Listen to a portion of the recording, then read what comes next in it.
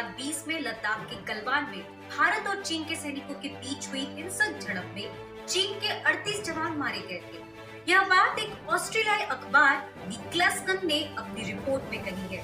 यह रिपोर्ट 1 साल की लंबी पड़ताल के बाद तैयार की गई है।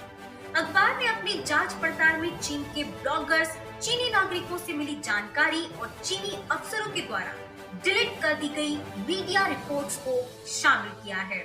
बता दें कि पहले तो चीन लंबे वक्त तक इनकार करता रहा कि गलवान में हुई झड़प में उसके किसी सैनिक की मौत नहीं हुई है, लेकिन बाद में उसने स्वीकार किया था कि उसके 4 सैनिक इस झड़प में मारे गए हैं, जबकि भारत ने झड़प के तुरंत बाद स्वीकार किया था कि उसके 20 जवान इस झड़प में मारे गए थे।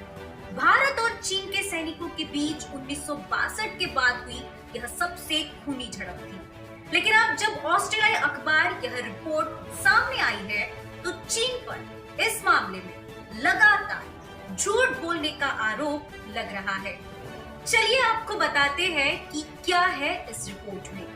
अखबार ने अपनी रिपोर्ट में कहा है कि 15-16 जून की दरमियानी रात को तेज बह रही गलवान नदी को पार करने की कोशिश में 38 चीनी जवानों की मौत हुई थी।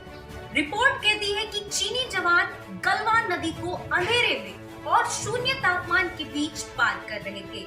इस रिपोर्ट में वीबो ऐप इस्तेमाल करने वाले कई यूजर्स के हवाले से कहा गया है कि चीनी सेना कम से कम 38 जवान जूनियर अफसर वांग जुओरान के साथ थे और उस रात नदी में बह गए थे, लेकिन चीन ने सिर्फ वांग को ही मृत घोषित किया था।